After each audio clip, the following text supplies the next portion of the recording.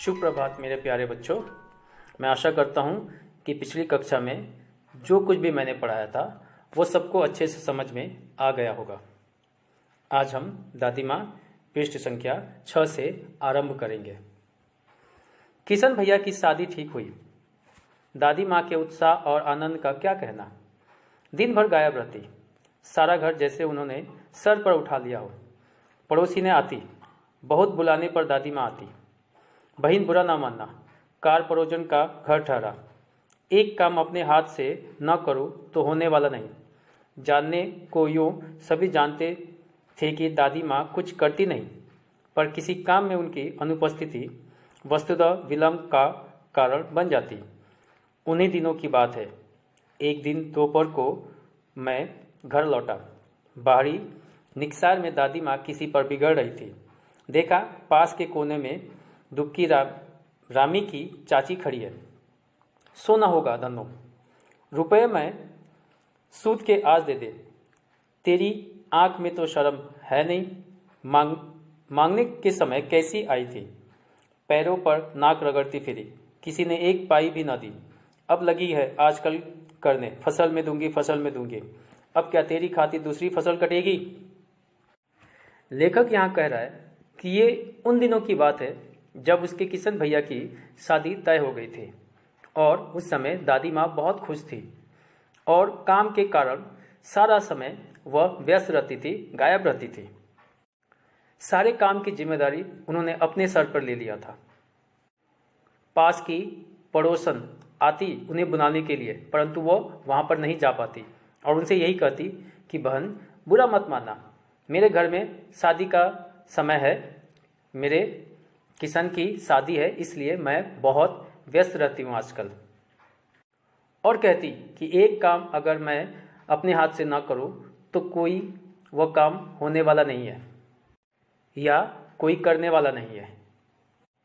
परंतु लेखक यहाँ पर यह भी कर रहा है कि जानने वालों को पता था कि दादी माँ एक भी काम अपने हाथों से नहीं करती, परंतु जितना सच यह है उतना सच यह भी है कि अगर किसी काम में दादी माँ उपस्थित न हो तो उस काम को करने में वे लोग देरी कर देते थे।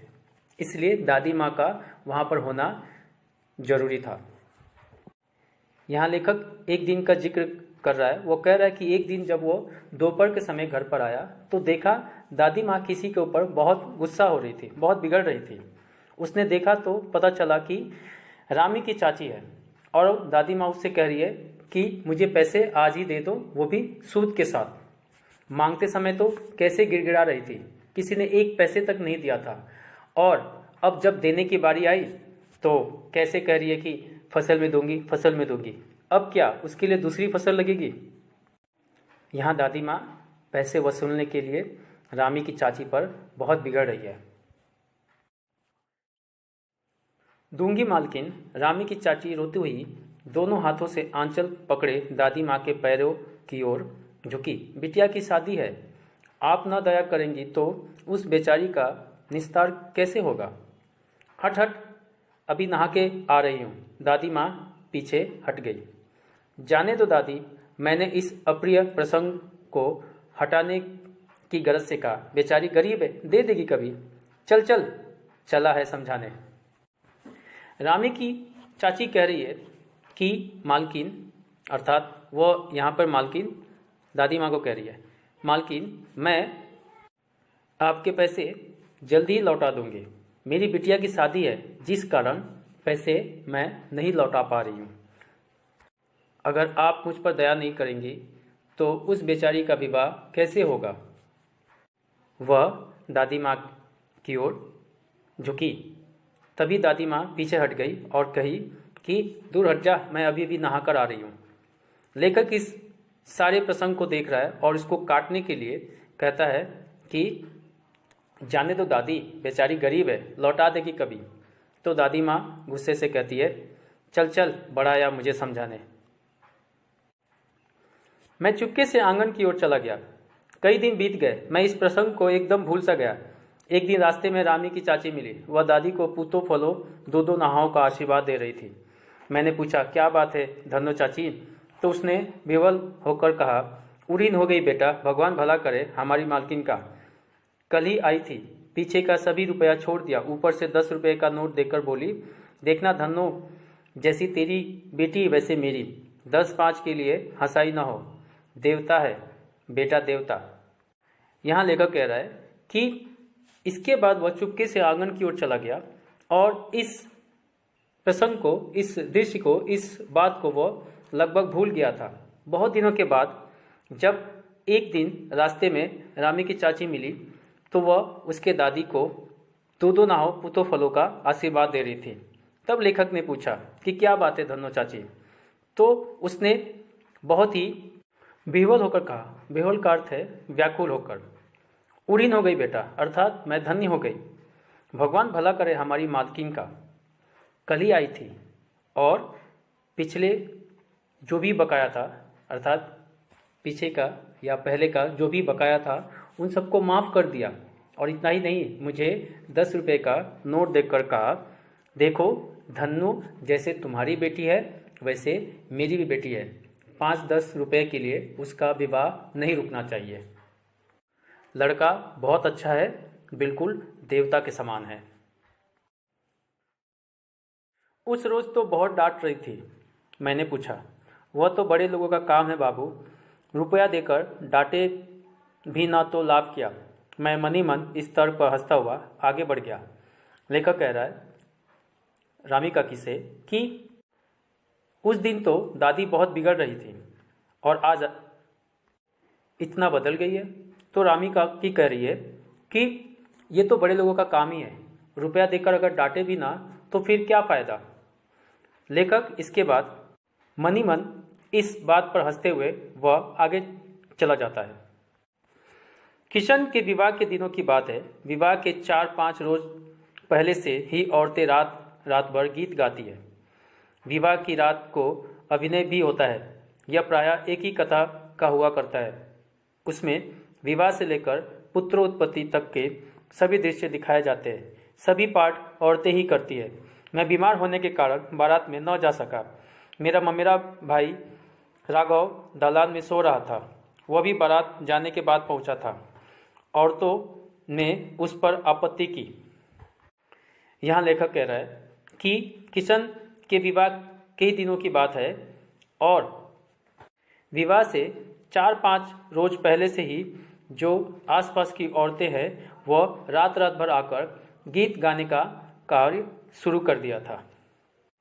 और जिस दिन विवाह होता है उस दिन रात को ये सारी औरतें एक तरह का अभिनय या नाटक करती है। यह नाटक या अभिनय आमतौर पर एक ही कथा का हुआ करता है।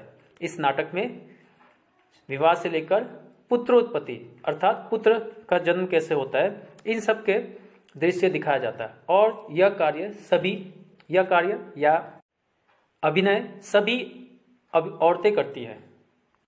लेखक बीमार होने के कारण बारात में नहीं जा पाता है और उसका ममेरा लड़का अर्थात जो मामा का लड़का है वह बारात के जाने के बाद पहुंचता है, जिस कारण वो भी वहाँ पर नहीं जा पाता है अर्थात बारात में नहीं जा पाता है। लेखक का ममेरा भाई दालान में सो रहा है, जिस पर औरतों ने आपत्ति की अर्थात उन्होंने कहा कि इसके यहाँ सोने से हमें परेशानी हो रही है। दादी माँ बिगड़ी, लड़के से क्या पर्दा, लड़के और ब्रह्मा का मन एक सा होता है। मुझे भी पास ही एक चारपाई पर चादर उड़ाकर दादी माँ ने चुपके से सुला दिया था। बड़ी हंसी आ रही थी। सोचा कहीं जोर से हंस दूँ, भेद खुल जाए तो बाहर निकाल किया जाऊंगा, पर भाभी की बात पर हंसी रुक न सकी और भंडाफोड़ हो गया। देबू की माँ ने चादर खींच ली। कहो दादी, यह कौन बच्चा सोया है, बेचारा रोता है शायद, दूध तो पिला दूँ। हाथापाई शुरू हुई। दादी माँ बिगड़ी, लड़के से क्यों लगती हो। जब औरतों ने लेखक के ममेरे भाई के सोने पर आपत्ति की तो दादी माँ औरतों को कह रही है कि बच्चों से क्या पर्दा, बच्चे और ब्रह्मा में कोई अंतर नहीं है। लेखक भी वही पास में एक चारपाई बिछाकर दादी माँ ने उसको सुला दिया था। अभिनय देखकर लेखक को बहुत हंसी आ रही थी। हंसी रुकी नहीं, वह अपने हंसी को जहाँ तक संभव हो रोक कर रख रहा था, किंतु भाभी के एक अभिनय पर उसने अपने हंसी को नहीं रोक पाया और उसका भंडा फूट गया। तभी देबू की माँ आती है और चादर खींच देती है और कहती है, दादी माँ, यह बच्चा किसका है? सोया है, रो रहा है, बेचारा भूखा मालूम होता है, इसको दूध तो पिला दूँ।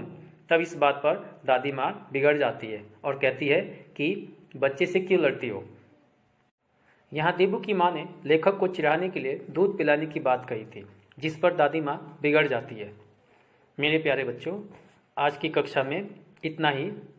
आखिरी भाग हम अगली कक्षा में पढ़ेंगे। धन्यवाद। सबका दिन शुभ हो। उस रोज